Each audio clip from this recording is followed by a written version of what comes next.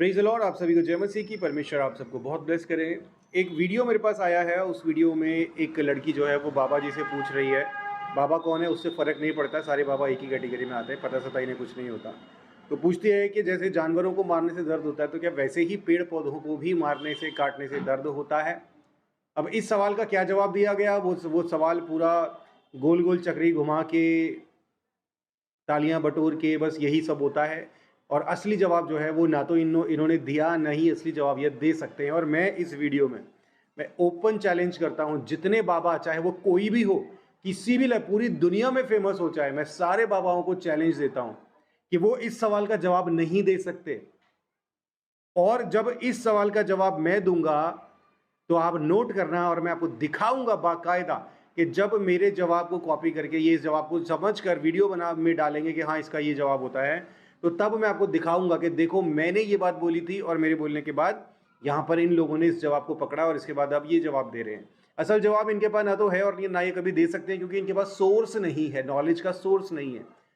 इनके पास जो सोर्स है, जहां से ये सीखते हैं, जिन किताबों को ये पढ़ते हैं, उनमें सोर्स तो है ही नहीं। वो तो कुछ भी अपनी ही बात से अपनी ही बात को काटते हैं। और मैं ये बड़े दावे के साथ और बहुत गारंटी के साथ यहाँ पर ये बात कह रहा हूँ कि जितनी भी किताबें हैं, चाहे वो रामायण है, चाहे वो गीता है, चाहे वो महाभारत है, चाहे वो जो मर्जी किताब है, ये सारी किताबें मनगढ़ंत हैं।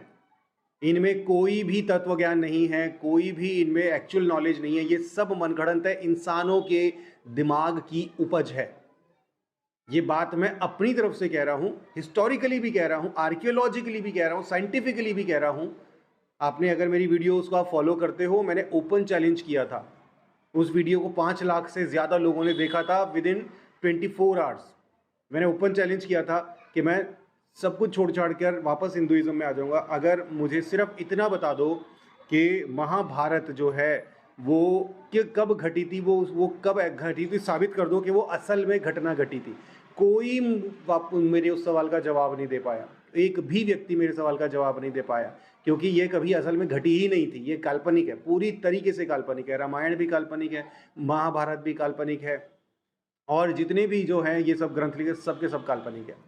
तो जब इनके पास सोर्स ही नहीं है नॉलेज का, तो ये असल जवाब देंगे कहाँ से। सवाल ये कि जैसे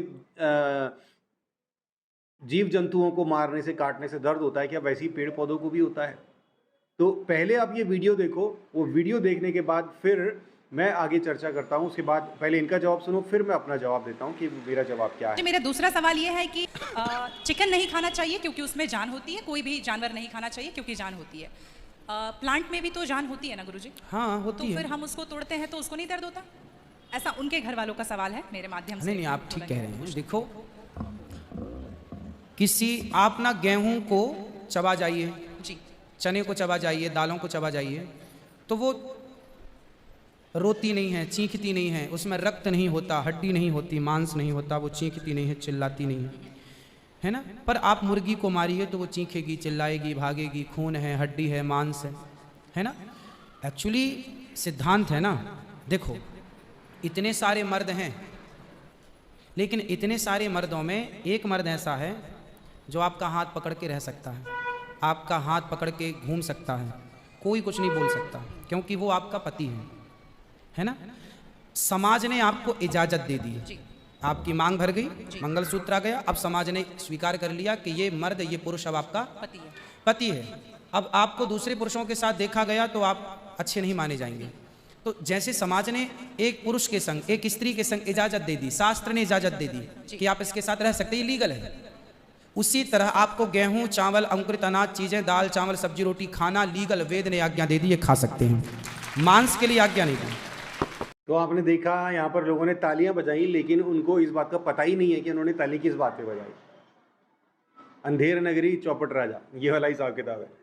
तो यहाँ पर आप कभी भी नोट करना, कभी भी नोट करना, ये जब भी कोई दावा करेंगे वेद में ऐसा लिखा है, फला ऐसा लिखा है, फला ऐसा है, ये कभी भी रेफरेंस नहीं देंगे, कभी भी रेफरेंस नहीं देंगे, क्योंकि इनको ऐसा पता ही नहीं है कि कहाँ पर क्या लिखा, क्योंकि इन्होंने पढ़ा ही नहीं है, कोई नहीं पढ़ता। और अगर जिसने पढ़ा भी है तो अगर वो रेफरेंस देगा तो जो चेक करने वाले वहाँ पर जाकर चेक करेंगे, और जो दावा ये करेंगे उसी किताब की कोई और बात उसी बात को अपनी ही बात से काटेगी।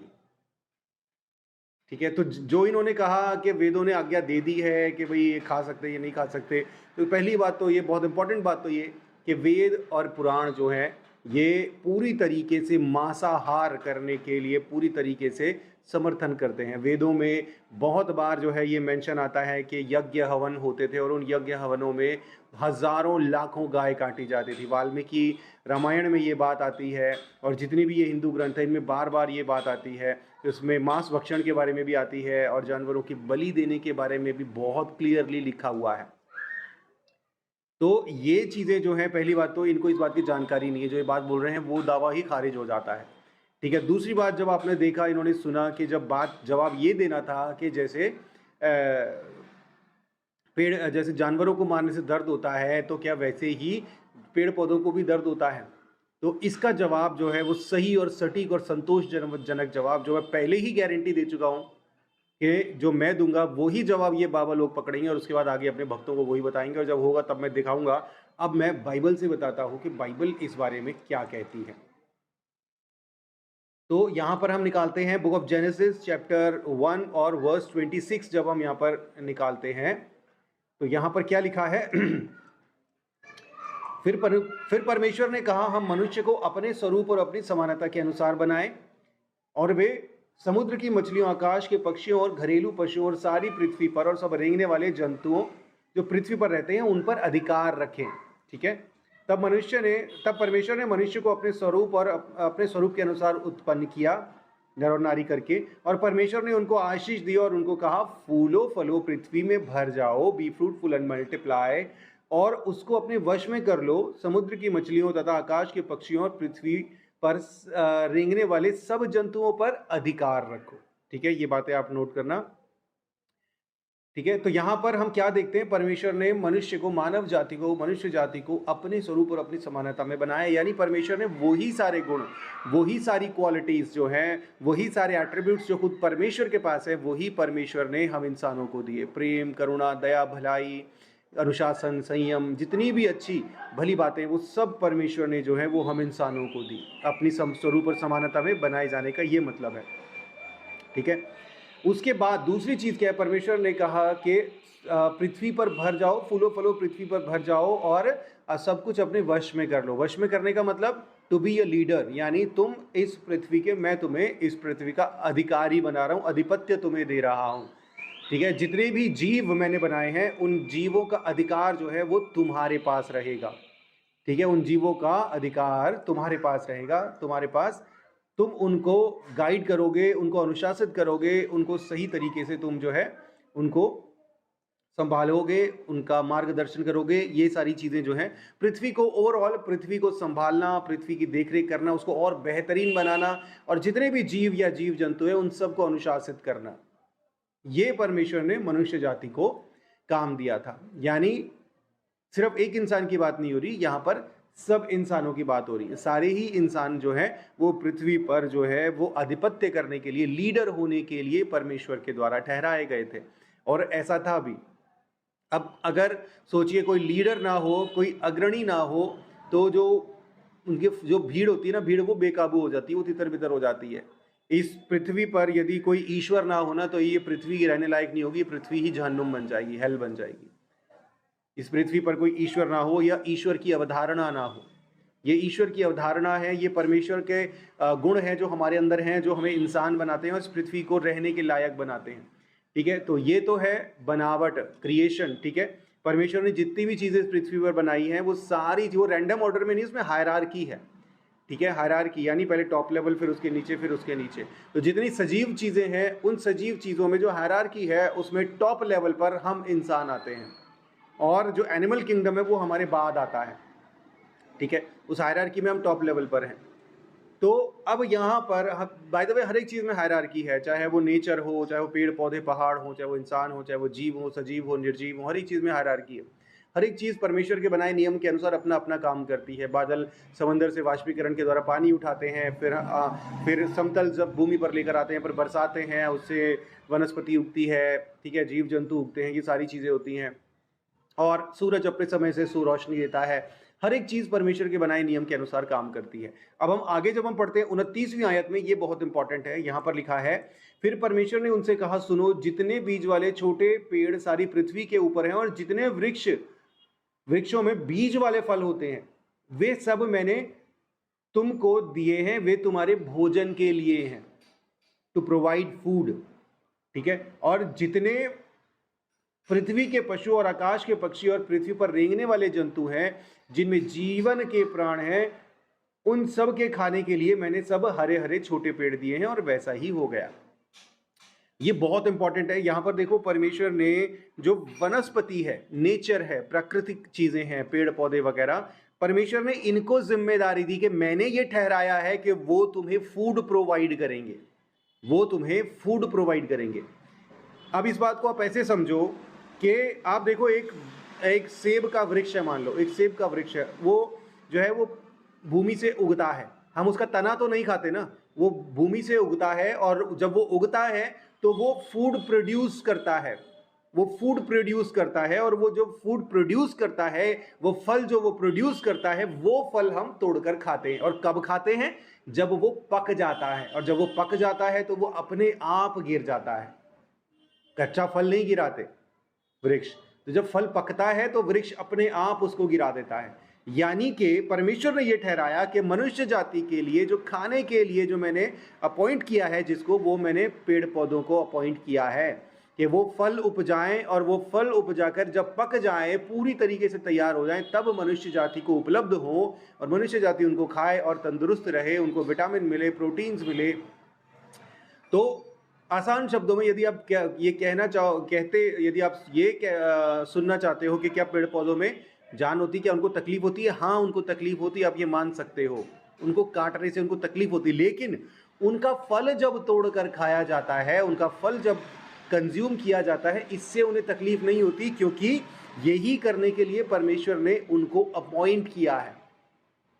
गेहूं उठाकर उसका तना तो नहीं, वो तो खा नहीं जाते ना, उसके वो जिसमें उगती है, उसकी ठूंठ तो नहीं खा जाते, उसकी जड़ तो नहीं खा जाते। गेहूं का जो दाना जो प्रोड्यूस होता है, वो गेहूं का दाना हम तोड़ते हैं, उसको पीसते हैं, उसका आटा बनता है, तब उसको खाते हैं, है ना। तो ये परमेश्वर ने हर एक चीज के लिए, चाहे वो मनुष्य हो, चाहे वो बादल हो, चाहे वो सूर्य हो, चाहे वो समंदर हो, चाहे वो नदियां हो, हर एक चीज के लिए परमेश्वर ने उनका काम निर्धारित किया है, और हर एक चीज अपना काम अपने हिसाब से कर रही है।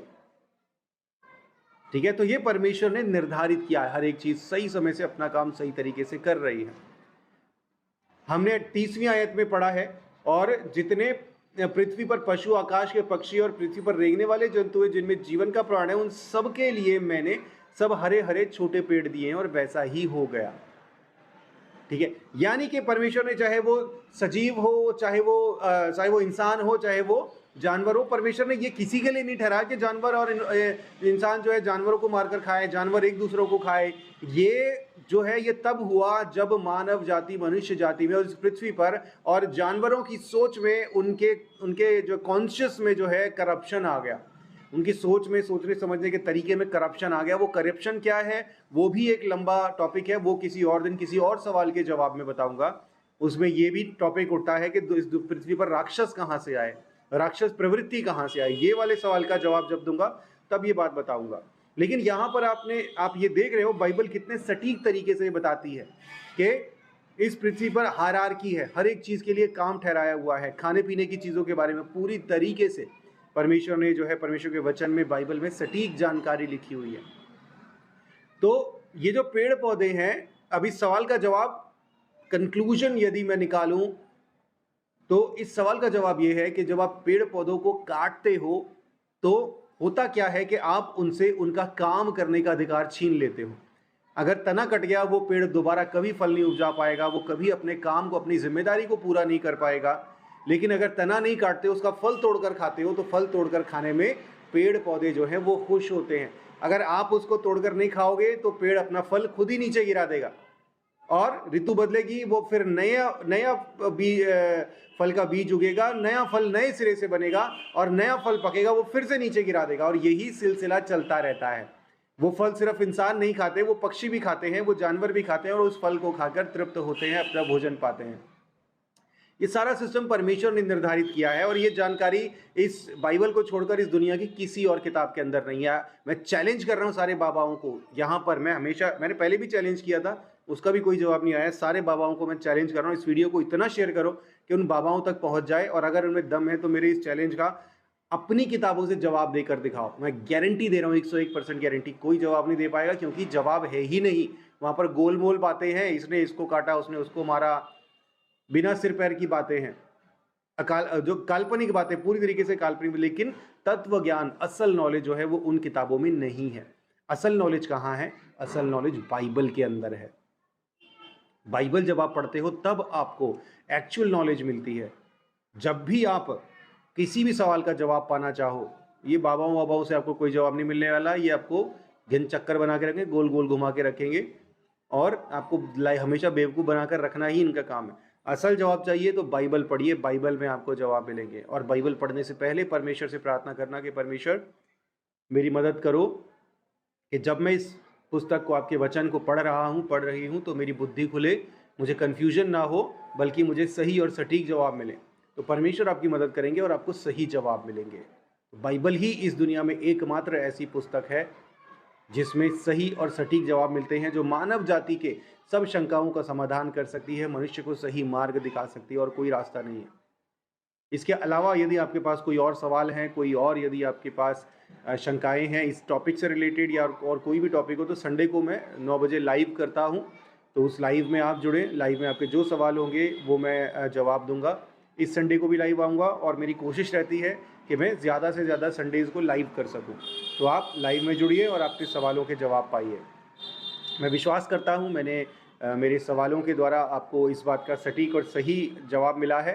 तो इस वीडियो को खूब शेयर करो, लोगों तक पहुँच जाए। ऐसे ऐसे सवाल और बहुत सारे लोगों के जहन में है। मुझे जहाँ पर लगेगा कि हाँ इसका जवाब देना ज़रूरी है, वहाँ पर मैं ज़रूर जवाब दूंगा। परमेश्वर आपको बहुत ब्लेस करे। God bless you.